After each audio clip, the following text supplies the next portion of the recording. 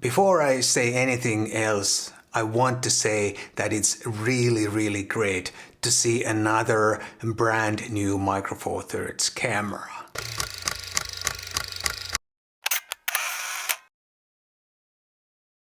Hi guys, my name is Matti Sulanto and I'm a photographer. In this video I'm gonna share some thoughts on the new Panasonic G9 Mark II camera and whether I should go back to Panasonic or not as my main camera. Someone already commented on my channel that where is my G9 Mark II video? But unfortunately I have only seen that camera in videos and photographs. I would love to try it out, but unfortunately it's not up to me. There are a certain amount of demo cameras around and it seems that I don't have access to any of those demo cameras anytime soon. But I really hope that at some point I can actually get one in my hands and really try it out properly. But I have a lot of experience with the original G9. I know what that camera was. And I have also used the GH6, which shares many features with the new G9 Mark II. And I also have some experience with the full-frame S5, which essentially has the same body and exterior design as the G9 Mark II. So I think I also know the G9 Mark II a little bit, based on my previous experience with the G9 and the GH6. Of course, nothing beats the actual first-hand user experience with a new camera. But I still want to share some thoughts based on the specifications and based on what I've seen here on YouTube. There's the new PD autofocus, which is a game changer for Panasonic, of course. It's too bad that Panasonic was so stubborn with their subpar autofocus system for so long, because the original G9 would have been a success with a proper autofocus system for video. And that subpar autofocus system created unnecessary bad reputation for Panasonic and the G9. Even though the original autofocus was not that bad for photography, but for video it was useless.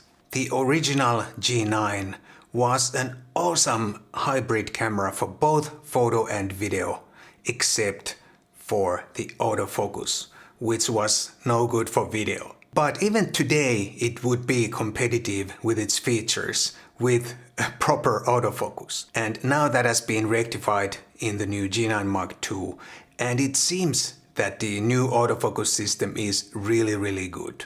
Everyone who's been able to try out the camera or test the camera and the autofocus says that the autofocus is really good. And then there's the new sensor. Not completely new, it's the same or a variation of the sensor found in the GH6, but a new for the G9. 25 megapixels, a welcome upgrade, not a huge upgrade, but it separates that camera from the old generation of 20 megapixel Micro Four Thirds cameras. That 20 megapixels, the same image quality, has been with Micro Four Thirds already forever, so it was about time to have an upgrade also there. Many Micro Four Thirds users keep saying that the 20 megapixel sensor is just fine and there's nothing wrong with the image quality.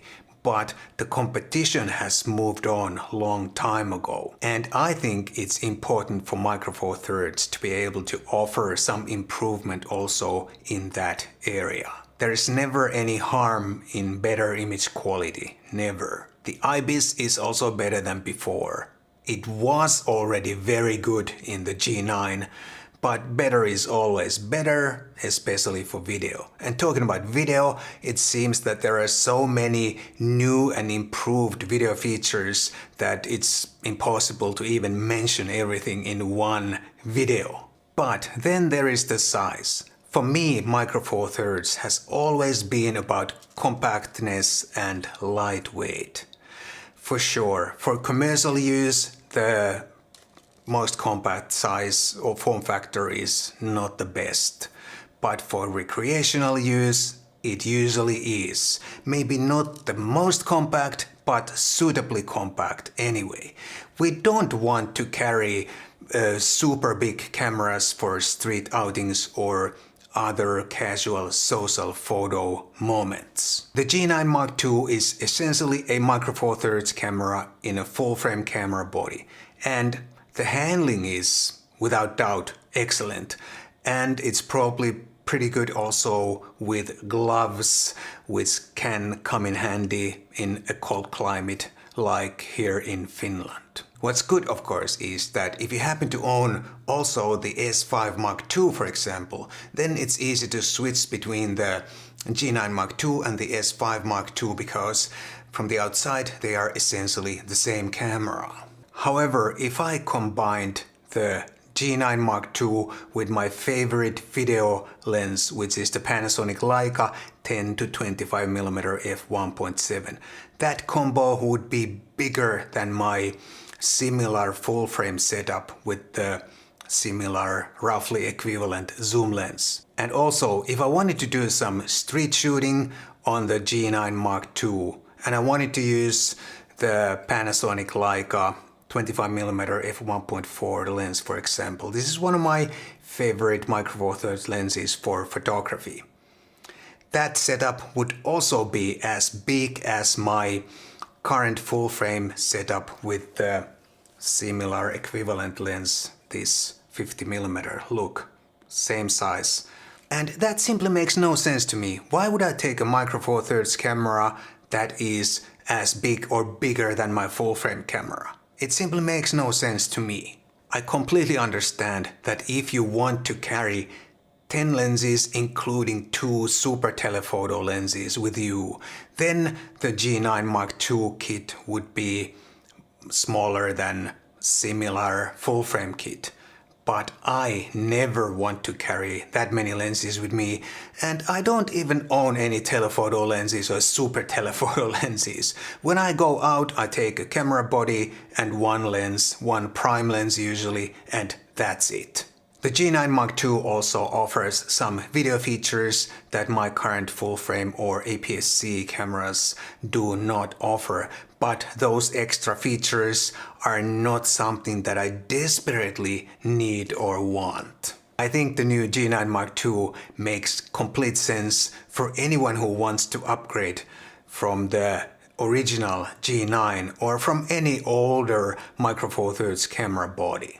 It also makes sense for anyone who has a collection of Micro Four Thirds lenses and wants a modern camera body for those lenses and does not mind about the rather big size of the camera body. The new G9 Mark II also offers a really good competition against the OM1, and the Panasonic is a little bit cheaper too. However, I'm not sure if it's enough to attract people from other systems to join Micro Four Thirds. After all, there are so many cameras in that price range, competitive cameras.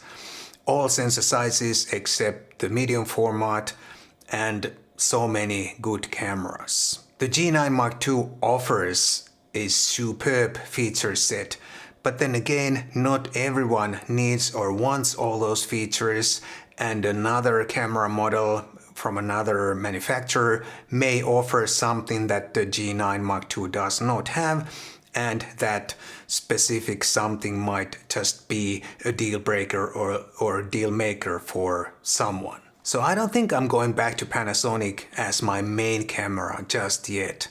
I wish they came up with the new GX80 or similar style camera body. That's one of my favorite Micro Four Thirds cameras ever. I like it even better than my GX9.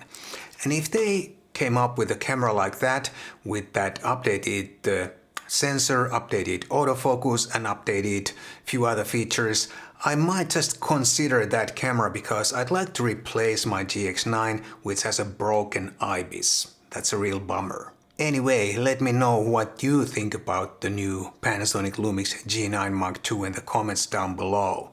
These were just my thoughts from my point of view, and you may or may not agree. this is all I have for you today. I hope you enjoyed this little pondering, and thanks for watching. And if this was really entertaining or helpful, please do consider buying me a cup of coffee. There's a link down below if you don't live in Finland.